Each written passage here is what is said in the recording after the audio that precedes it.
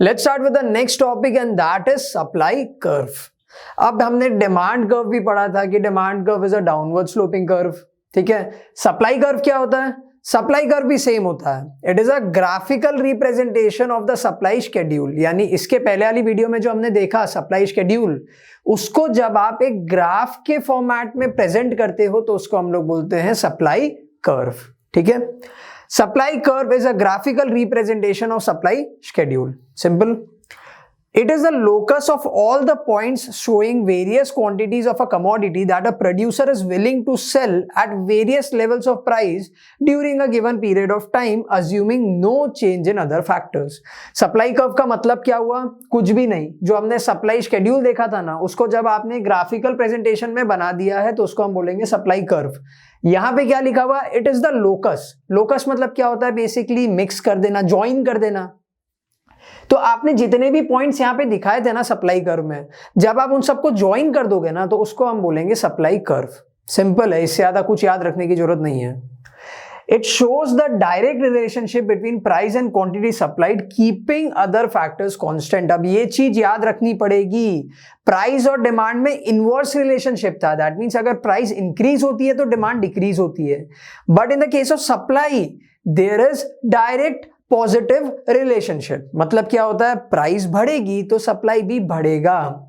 अब यहां पे याद रखने जैसी कोई चीज नहीं है, मैंने आप लोग को पहले भी बताया है, मैं अभी वापस बता रहा हूं। इकोनॉमिक्स में जब भी आप एक डाउनवर्ड स्लोपिंग कर्व देखोगे, तो आप खुद ही समझ जाना कि there is an inverse relationship. जैसे डिमांड और प्राइस इनवर्स रिलेशनशिप है तो हमेशा डाउनवर्ड स्लोपिंग कर्व बनेगा। सप्लाई अभी हमने देखा कि यहाँ पे एक डायरेक्ट रिलेशनशिप है, मतलब आप एक अपवर्ड स्लोपिंग कर्व बनता हुआ देखोगे। ठीक है, like supply schedules, supply curves can also be drawn for both individual producer and for all the producers in the market. So supply curve is of two types, individual and market. अब इस video में भी हम लोग दोनों cover करेंगे, तो let's start with the individual supply curve. Individual supply curve का मीनिंग क्या हुआ? Individual supply curve refers to a graphical representation of individual supply schedule. हमने individual supply schedule में क्या देखा था? अलग अलग प्राइजेस पे अलग अलग क्वांटिटी सप्लाइड। तो बस उसी को आप प्लॉट कर दो। अब आप पूछोगे सर प्लॉट कैसे करें? तो एक बनाओ y एक्सिस, एक बनाओ x एक्सिस। y एक्सिस पे आप बना दो प्राइस, ठीक है, 1 2 3 4 5। एक्स एक्सिस पे आप बना दो क्वांटिटी सप्लाइड 1 2 3 4 5। ठीक है, देखो जब प्राइस 1 रुपीज की थी तो क्वांटिटी सप्लाइड वाज 1। जब प्राइस 2 रुपीज की थी तो क्वांटिटी सप्लाइड हो गई 2। जब प्राइस 3 रुपीज थी तो क्वांटिटी सप्लाइड हो गई 3। जब प्राइस सप्लाइड 4 थी तो क्वांटिटी सप्लाइड हो गई 4। एंड जब प्राइस 5 थी तो क्वांटिटी सप्लाइड हो गई 5। मैंने बताया था जैसे जैसे प्राइस बढ़ेगी हमारी क्वांटिटी सप्लाइड बढ़ती रहेगी। और मैंने आपको यह भी बताया कि जब भी डायरेक्ट रिलेशनशिप होगा तो एक अपवर्ड स्लोपिंग कर्व बनेगा।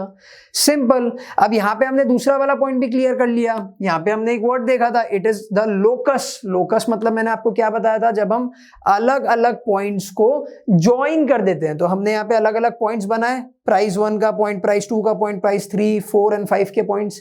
और जब हमने इन सारे पॉइंट्स को ज्वाइन कर दिया तो हमको मिल गया इंडिविजुअल सप्लाई कर्व। सिंपल है। अपवर्ड स्लोपिंग क्यों बना? Because there is an direct positive relationship. Market supply curve, यहां पे भी तो डायरेक्ट रिलेशनशिप ही होता है ना, तो इसका कर्व भी अपवर्ड स्लोपिंग ही बनेगा। तो ये क्या है देखते हैं। Market supply curve refers to a graphical representation of market supply schedule.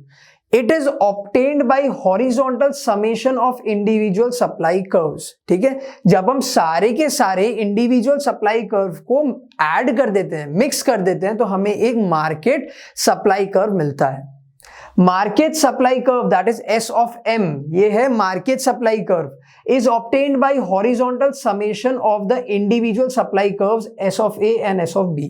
यानी जब आप S of A और S of B को ज्वाइन कर दोगे हॉरिजॉन्टली, हॉरिजॉन्टल मतलब क्या होता है? ऐसे लेटा हुआ, तो जब इसको और इसको दोनों को ज्वाइन करोगे तो आपको मिलेगा एक मार्केट सप्लाई कर्व। अब इसको एक्सप्लेन करते हैं। हमने देखा था कि अलग अलग प्रोड्यूसर्स अलग अलग प्राइस पे अलग अलग क्वांटिटी सप्लाई करने को रेडी होते हैं। बहुत सारे फैक्टर्स होते हैं, बट एक चीज पक्की है कि प्राइस बढ़ेगी तो सप्लाई तो बढ़ेगी। ये सब प्रोड्यूसर्स के लिए पक्का है, because everybody wants to earn profit. तो देखो ये था सप्लाई कर्व ऑफ ए, ये हो गया सप्लाई कर्व ऑफ बी। तो जब आप दोनों को मिक्स कर दोगे तो आपको मिल जाएगा सप्लाई कर्व ऑफ M, यानी ये हो गया आपका मार्केट सप्लाई कर्व।